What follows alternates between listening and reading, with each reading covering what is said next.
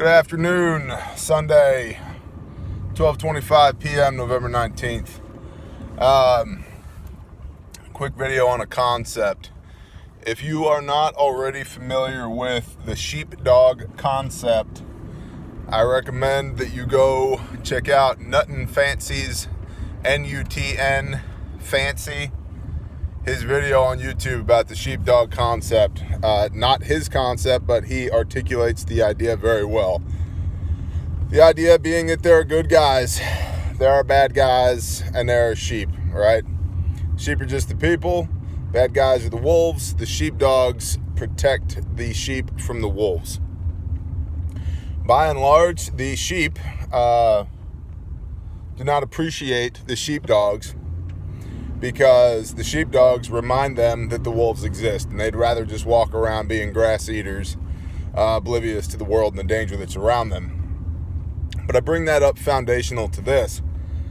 First responder wise, if you are still operating under the mindset that first responders are police, firefighters, EMT, you are wrong. You are the first responder. There's nobody else in this world that is more directly responsible and more directly able to affect change and aid on your life than you are. So if somebody breaks into your house, you can dial 911 and you can wait for the cops to hopefully get there before you and yours are robbed or murdered or raped or whatever. Or you can lay your hands on your weapon that you know how to use and you have trained and you have purchased and you have cleaned and you have oiled and you have dry fired and you've trained with, and place that front sight on your target, squeeze the trigger until the threat is neutralized. Or there's a bad car wreck. By all means, call the cops. Call 911, get people on the way, but you can bleed out pretty quickly in certain situations. If you had a first aid kit with you and you knew how to use it, you can mitigate that damage. You might save somebody's life. So it's a mindset thing.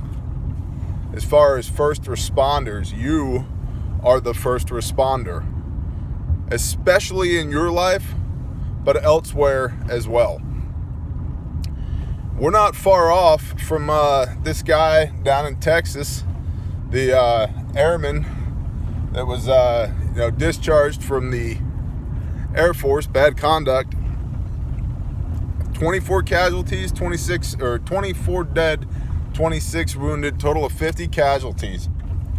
Affected with an AR-15, took an AR-15 to stop him. Some dude, innocent bystander, right?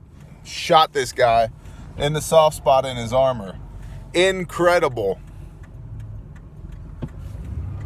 I wish he'd gotten to it sooner.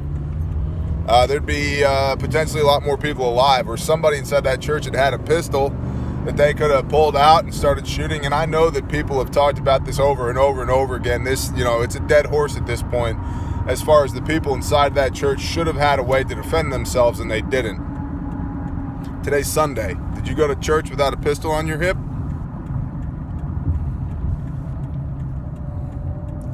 At some point, it's all talk, ladies and gentlemen.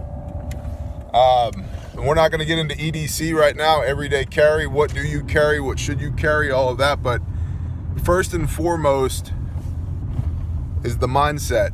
You're the first responder. You're the weapon. The gun on your hip is a tool. The knife in your pocket is a tool. The first aid kit in your truck is a tool.